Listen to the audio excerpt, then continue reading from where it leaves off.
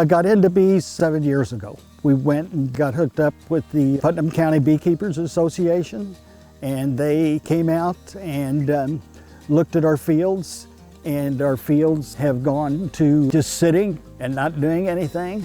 So we put in 1 or 2 hives, and then as you can see, now we have 5. We've had as many as 7. The Wynns placed their hives next to a 2-acre filter strip installed through the Conservation Reserve Program, or CRP, which combines technical assistance from USDA's Natural Resources Conservation Service with financial assistance from the Farm Service Agency. The Wynns have also worked with NRCS to provide healthy habitat for pollinators on the rest of their 30-acre property. John had come into the office and discussed some of his interest with their current filter strip that they had through the CRP program, and also their interest in doing some additional conservation on some of their hay fields that they weren't looking to continue with production of hay. So they were looking to do some additional conservation planting similar to their filter strip. The CRP helped as far as going from the hay field. We completely plowed the field under and replanted it into pollinators. They directed me through the whole thing and advised me, because I would have never ever been able to do it on my own. And then to this day, we still have a relationship, and they're still advising and still doing site visits. The filter strip provides water quality benefits to the stream running along the edge of Wynn Farm. It also provides wildlife habitat, and over time, the Wynns have added more honeybee-friendly plants to the area. The stream is our water source, and the bees' water source.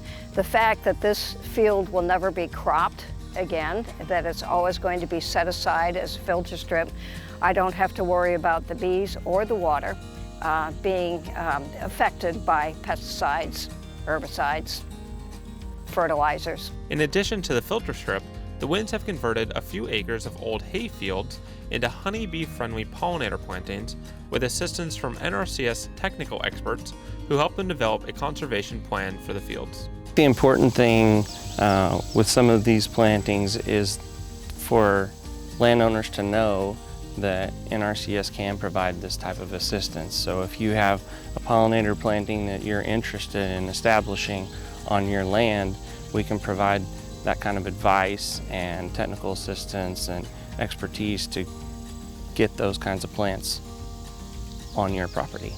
Having pollinator plantings near the hives provides a consistent food source for the Wynns honeybees.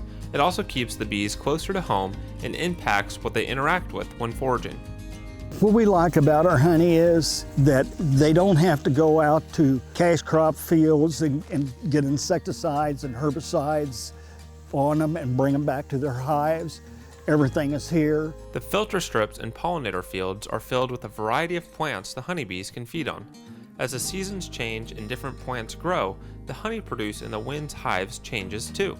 Different flowers will lend a different taste to the honey. What we've noticed is that the honey that comes from white clover in the spring and early summer tends to be a tangier honey, just a little bit more tart. The honey that we get in the fall has a warmer taste, a more classic honey taste.